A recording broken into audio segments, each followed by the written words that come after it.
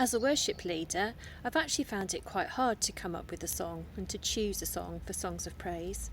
There's so many songs that I like and have loved over the years, and so many good reasons to choose them. But I think what I'm going to have to go for today is All Heaven Declares. The arrangement that I've got in my head as I remember this song is the one that I walked down the aisle to when Martin and I got married.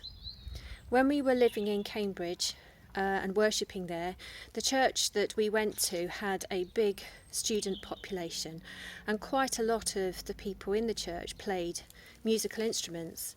In fact, we actually had an orchestra.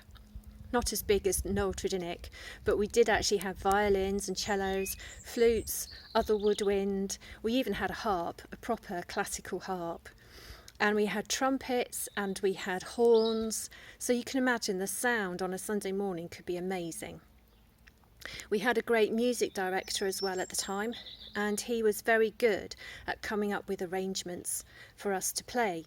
And I remember playing the flute to his arrangement of All Heaven Declares.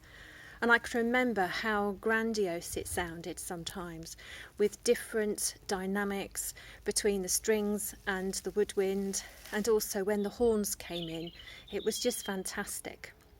For the wedding as well, we also had a band in there, so there was an electric guitar as well as a drum kit, and somebody was playing bass. I think Martin was a bit put out that he couldn't usually play the bass as normal, but he was going to be the bridegroom that day. But I guess if he had a chance to have stood at the front of the church with his bass guitar on, playing away, I'm sure he would have taken it. So enjoy. I think the other thing to say is, in my head, how we're going to play it now is not how I'm going to be thinking about it in my head, because I've got that arrangement in my head. But that arrangement just reminds me about the trumpets, the glory of the Lord. And although we're in isolation, spring is still happening, God is still in his heaven, God is still in control, and he's still worthy of praise.